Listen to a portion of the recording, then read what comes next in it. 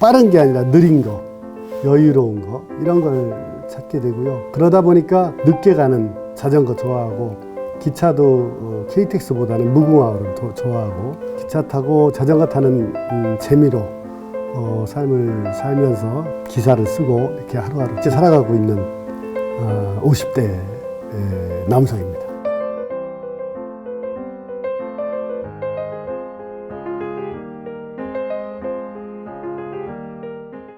태안에서 태어났는데 거기는 기차가 없어요. 지금도 없어요. 고등학교를 제가 대전으로 와서, 대전이 이제 철도의 중심이잖아. 그때부터 이제 철도의 묘한 매력에 서서히 빠져들었고, 그 뒤로 기차에 확 몰입하게 된 거는 결정적으로 뭐냐면, 결혼해서 자동차를 샀는데 자동차 운전이 너무 힘들고 너무 싫은 거예요.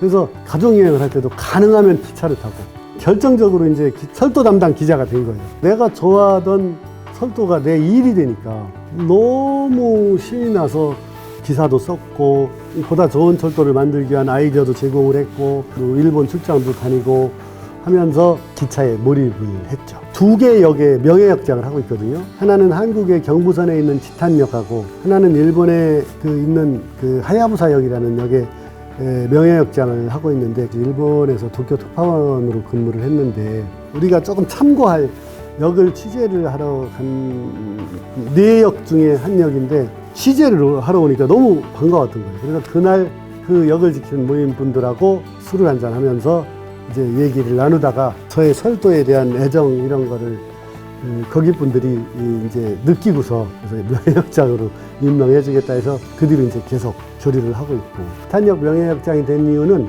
철도공사에서 명예역장을 모집을 했어요. 자연 속에 우뚝 서 있는 역의 매력을 느껴서 제가 응모를 해서 이제 명예역장이 됐고요. 상행선 한 번, 하행선 한 번밖에 안 써요. 이 미니역이지만 대한민국에서 제일 유명한, 혹은 세계에서도 알려지는 역을 만들자라는 게 제 그때 포부여서, 이제 제가 그 역을 또 알리기 위해서 한 것 중에 미대생들의 기능 제보를 받아서 역무원을 그려서 들어오는 사람들을 맞이할 수 있게, 실제 사람은 없지만 사람이 있는 것 같은 역으로 꾸며놓기도 하고, 무궁화호라든가 구철도의 경우는 레일이 쭉 연결되지 않고 중간중간에 끊겨 있는 거를 쭉 연결해 놨거든요. 거기를 지날 때마다 덜컹덜컹 하거든요. 그 느낌이 엄마의 뱃속에 있을 때 우리 엄마의 심장 고동과 리듬이 같았지 않았느냐. 왜냐하면 기차를 타고 여행을 하면, 일주일 여행을 해도 돌아오는 날이 컨디션이 제일 좋아서, 결과적으로 기차는 저한테 그냥 안식처예요. 힘을 만드는 원천이기도 하고, 특히 특파원으로 있을 때는 휴일날 하루 종일 기차만 타고 한 바퀴 도는 게 제 마음을 치유하는 그런 수단이었기도 하고, 고령화 시대에 중요한 그 교통 인프라가 철도거든요. 근데 1970년대 이후로 교통 인프라를 까는 추세를 보면 극단적으로 철도는 억제하고 도로만 놨어요. 그러다 보니까 기차 이용객이 갈수록 줄고 지역의 조그만 역들이 자꾸 폐쇄가 되는 거예요. 근데 그거는 그 지역 주민들의 발의 역할을 했고 자식들을 키우는 거점이 됐고 했는데, 이게 하나 둘 사라지면 결국은 역이 사라지면 언젠간 그 철도도 사라지게 되거든요. 작은 역을 지킴으로써 큰 역도 살고 전체 철도가 살고, 그래서 고령화 시대에 보다 안정적인 교통 인프라를 구축하는 데 큰 도움이 될 거라고 봐서 역을 하나라도 더 지켜야 된다고 저는 생각을 하죠. 저는 기자인데, 왜 기자냐면 기차하고 자전거를 좋아해서 기자하고 자자를 붙여서 기자라고 얘기를 하는데, 접이식 자전거를 가지고서 기차에 타서 내려가지고 그 역에서 자전거로 갈 수 있는 범위 내에서만 아무 계획 없이 그냥 숙소만 한번 1박만 잡아놓고 그냥 갔다가 맛있는 거 있으면 먹고 다시 돌아오고 하는 그런 방식의 여행을 좋아하는데, 자전거 타기도 그렇고 느린 기차 타기도 그렇고 목적이 없고 그냥 가는 거, 그냥 가면 되는 거, 그런 편안함이 모든 나를 내려놓게 하는 그런 거예요. 그래서 그렇게 함으로써 그냥 비우는 건데, 쉬운 얘기로 보면 기차 타고 멍 때리기 뭐 이런 느낌이라고 보면 될 것 같아요. 작년 하반기에 코스모스를 죽였다라는 제목의 소설책을 하나 냈는데, 치매를 앓고 있는 아내를 정성스럽게 돌보는 남편의 얘기,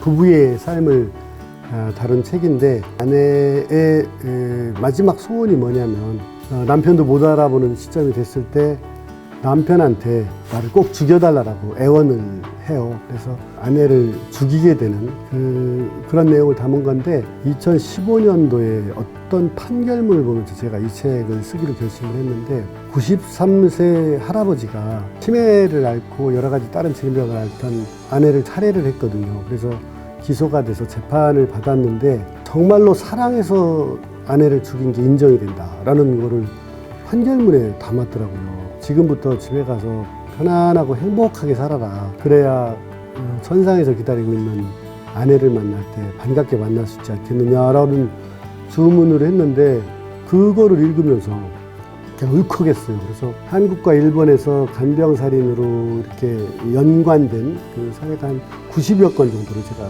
취재를 하고 자료를 모아서 여러 사람들의 그 간병살인, 간병에 얽힌 힘든 그 나날들을 한 부부의 얘기로 엮어서 써본 그런 책입니다. 제가 사회부 기자를 하면서 많은 그 자살 사건을 봤고 자살이 갈수록 늘어나고 있는 그 현상들을 그것도 있는 그대로 담아보자 해서 IMF 충격으로 실직을 한 가장이 어렵게 생활을 하다가 부인을 잃게 되는데 딱 하나 딸이 남아있는데 내 딸을 결혼시키면 바로 자살을 하겠다고 결심을 하고서 딸을 향해서 10년 정도 전부터 이제 자기 노트북에다가 일기를 쭉 써왔던 거예요.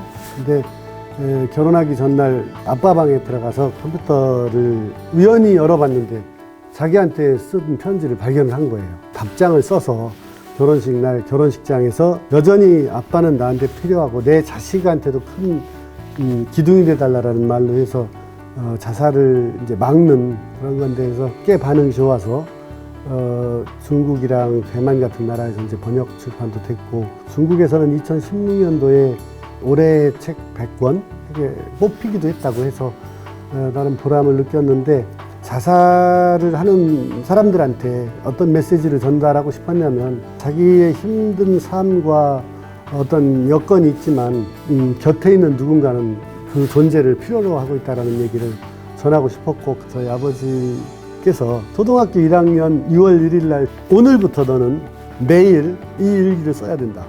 매일 검사를 할 것이다. 그래서 일기를 쓰기 시작했는데 중학교, 고등학교, 대학교 때까지 일기를 썼고 그런 글쓰기 결국은 그게 매일 글을 써서 먹고 사는 기자가 된 원천이 된 거 아닌가 싶어서 무슨 생각으로 그때 일기를 그렇게 쓰라고 하셨어요? 여쭤보면 당신이 살아온 삶을 보면 기록이 남지 않았다는 거에 대한 아쉬움이 되게 컸다. 기록하고 뭔가 쓰는 것만이 새로운 창의성을 키우는 것 같더라. 모든 사람들이 다 하는 거에 저는 흥미를 잘 못 느껴요. 그래서 차를 몰고 멋지게 한 바퀴 도는 여행을 할 때 나는 그냥 무궁화 월차, 옛날에는 통일호 열차를 타고서 떠나는 그런 가뿐함 같은 거를 추구를 한 거고 그거는 어떻게 보면 제가 남들과 다르게 함으로써 차별함으로써 제 경쟁력을 유지하는 게 아닌가 하는 제 나름대로 본능적인 전략이 아니었나 싶어요, 실제로는. 그래서 다 멋진 외제차를 추구할 때